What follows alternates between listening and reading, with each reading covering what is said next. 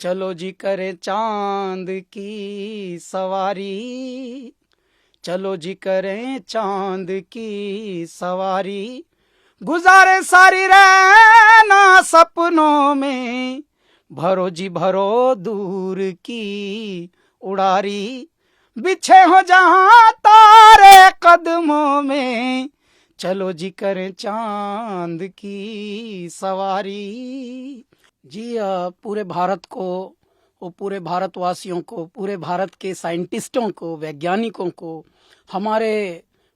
आदरणीय प्रधानमंत्री जी को, हमारे जितने भी अधिकारी हैं इस पूरे मिशन से जुड़े हुए, सभी को बहुत बहुत शुभकामनाएं हैं। बहुत बहुत बधाई है कि जिस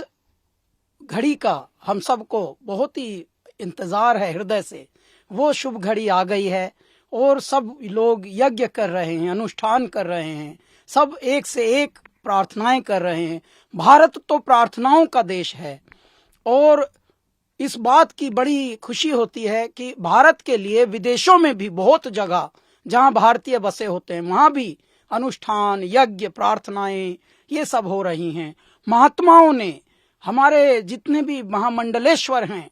हमारे जितने भी धर्म रक्षक हैं, उन तलक ने, सब ने अपने अपने ढंग से अपने अपने आश्रमों में यज्ञ करने प्रारंभ कर दिए हैं। क्योंकि देखिए बातें तो बड़ी होती आई हैं और कितने लोग चांद की सवारी और बहुत बड़ी बड़ी बातें होती थी, लेकिन अब मूर्त रूपेण मेरा भारत सक्षम हो रहा है, सामर्थ्यवान हो रहा है, जिसमें हम कह सकते हैं चलो जी करें चांद की सवारी, चलो जी करें चांद की सवारी, गुजारे सारी रहना सपनों में, भरो जी भरो दूर की उड़ारी, बिछे हो जहां तारे कदमों में, चलो जी करें चांद की सवारी। और इस पूरे प्रयोजन से, इस पूरे संकल्प से, इस पूरे प्रकल्प से ऐसे भी भावनात्मक एक जुड़ाव इसलिए भी आता है। हमारी माँ का नाम चंद्रकांता था और पिताजी माँ को चंद्रा बोलते थे, तो जैसे ही चंद्र चंद्र ये नाम बार बार आ रहा है, चंद्रयान चंद्रयान, तो थोड़ा माँ की भी बीच बीच में यादें आती हैं। क्योंकि है भले पृथ्वी से थोड़ा दूर या मान लीजिए लाखों किलोमीटर दूर, परंतु किसी भी काव्य में, किसी भी कलाकृति में चांद की उपमाएं, संज्ञाएं हमारे संस्कृति का बहुत बड़ा हिस्सा रहा है। हमारे यहाँ नामों में भी चंद्रमा, चंद्रकांता और इस तरह के नाम बड़े प्रसिद्ध हैं। हमारे यहाँ कविताओं में, गीतों में चांद सी महबूबा हो मेरी, तो चांद की उपमाएं, संज्ञाएं तो बहुत पहले से दे ही जा रही हैं, परंतु आशान्वित होना और गौरवान्वित होना ये पल अब आए हैं, जहां पर बहुत सारे वैज्ञानिकों ने, हमारे ऊपर तो उपहास उड़ाए जाते थे भारत के ऊपर, तो अब समय ऐसा आया है कि अब पूरा विश्व ऐसे भारत की ओर लखा रहा है,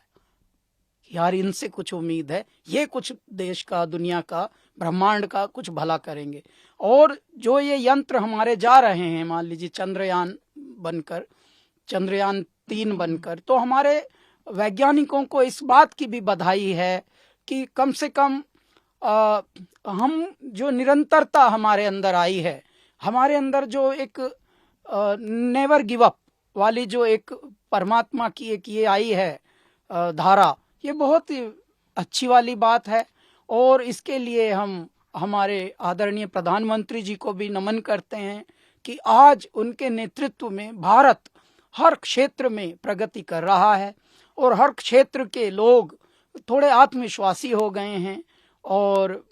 इसलिए बहुत खुशी मिलती है कि कहीं भी हों, भारत को जो प्यार करने वाले हैं उनके लिए ये बड़े गर्व का पल है कि चंद्रयान अपनी कक्षा में उतरने वाला है, जबकि अवस्थाएं, साइंस, विज्ञान ये बहुत विकट बात है, लेकिन इनमें भी हमारे भारतीयों के मस्तिष्क को मैं नमन करता हूँ कि वो बिल्कुल डटे हुए हैं मेहनत करके, और पीछे से उनको सहारा मिल रहा है हमारे आज के नेतृत्व का। तो दोनों पूरी प्रथा को, पूरी हमारी भारतीय संस्कृति को, भारतीय सनातन परंपराओं को मैं नमन करते हुए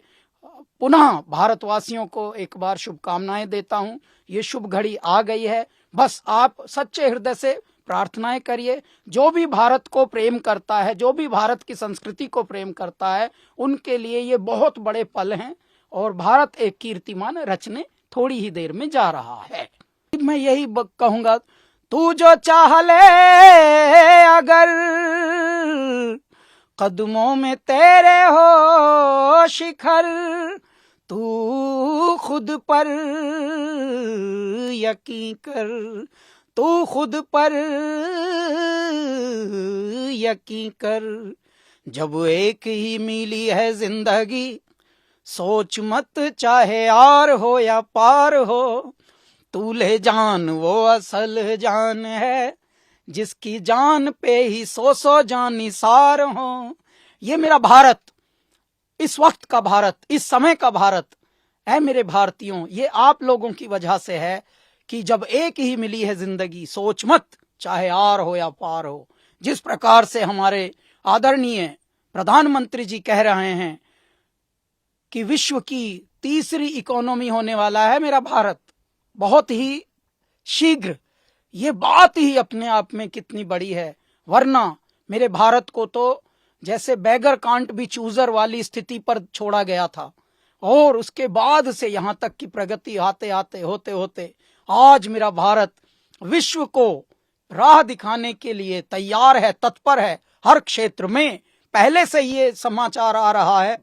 कि आईफोन भारत में निर्मित होगा। बहुत लोग उपहास उड़ाते थे, भारत कुछ नहीं कर सकता, भारत देश के बस की नहीं है, भारत तो ये है, भारत तो वो है। आज मेरे भारत की सामर्थ्य देखकर लोग चकित हो रहे हैं, और कई बार तो जो बिल्कुल रोग से ग्रसित कुछ खंड हैं इस धरती के, वो लोग भारत की ओर ऐसे उन्मुख हो रहे हैं, काश इनकी दृष्टि हम पर पड़ जाए तो हम ठीक हो जाएं।